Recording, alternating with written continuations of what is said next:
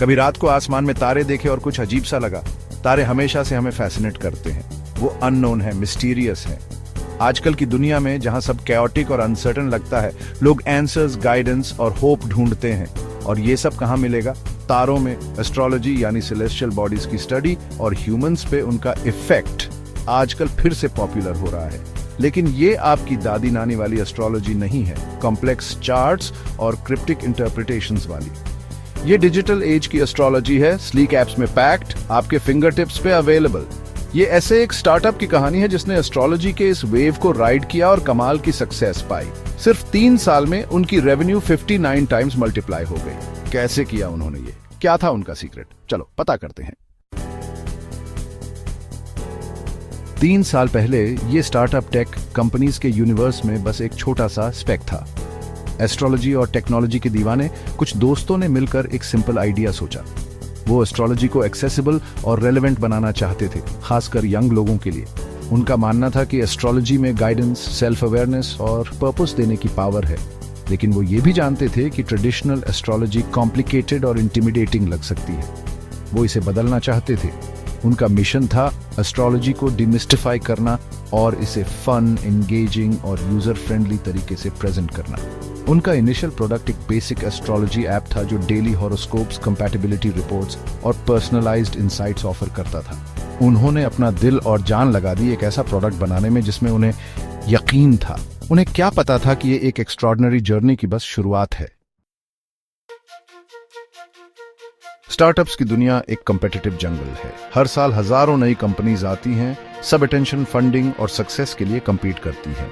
इस particular startup में ऐसा क्या था जिसने उन्हें सर्वाइव ही नहीं करने दिया बल्कि थ्राइव भी कराया? पहला, वो अपने टारगेट ऑडियंस को समझते थे। वो जानते थे कि यंग लोग एस्ट्रोलॉजी की तरफ अट्रैक्ट हो रहे हैं, लेकिन एक मॉडर्न और रिलेटेबल अप्रोच चाहते हैं। वो अपनी ऑडियंस की लैंग्वेज बोलते थे, सोशल मीडिया, मीम्स और इन्फ्लुएंसर्स यूज करके उनके साथ पर्सनली कनेक्ट करते थे। दूसरा, वो यूजर एक्सपीरियंस पे लेजर फोकस थे। उन्होंने अपने ऐप को विजुअली अपीलिंग, इंट्यूटिव और एडिक्टिव बनाया। वो कॉन्स्टेंटली कंटेंट अपडेट करते थे, न्यू फीचर्स और इनसाइट्स ऐड करते थे यूजर्स को एंगेज रखने के लिए। तीसरा और शायद सबसे इंपॉर्टेंट, उन्होंने पर्सनलाइजेशन की पावर को टैप किया। उन्हें रियलाइज हुआ कि लोग सिर्फ जेनेरिक हॉरोस्कोप्स नहीं चाहते थे, वो ऐसे इनसाइट्स चाहते थे जो उनके यूनिक पर्सनैलिटीज और सिचुएशंस के हिसाब से टेलर्ड हों। यहीं पे ये स्टार्टअप सच में एक्सेल किया।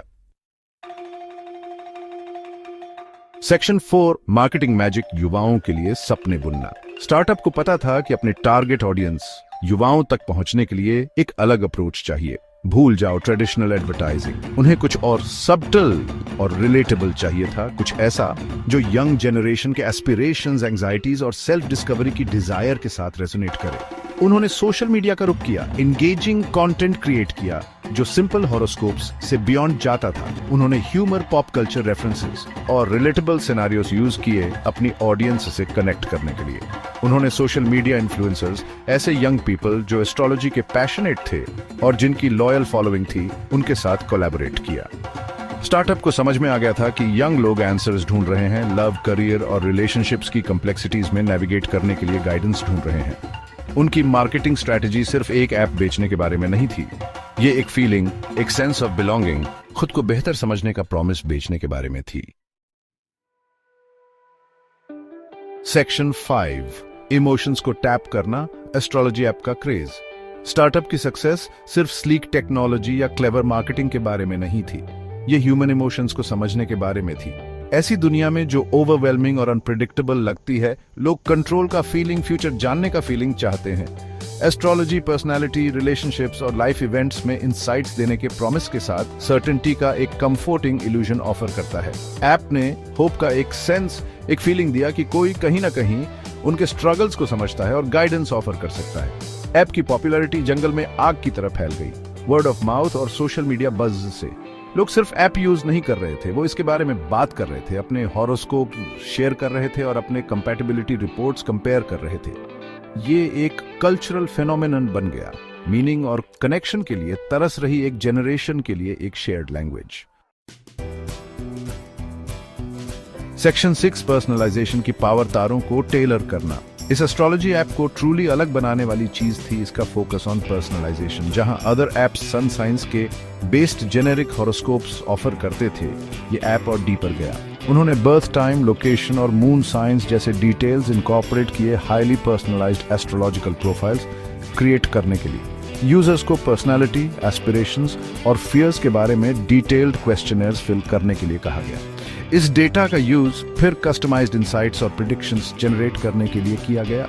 लोगों ने फील किया कि उन्हें देखा और समझा जा रहा है, जिसने ऐप के साथ उनके एंगेजमेंट को और डीपन कर दिया।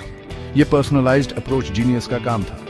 इसने ऐप को जेनेरिक एंटरटेनमेंट के सोर्स से एक ट्रस्टेड कंपेनियन, एक डिजिटल कॉन्फिडेंट में ट्रांसफॉर्म कर दिया जो टेलर्ड एडवाइस और सपोर्ट ऑफर करता था।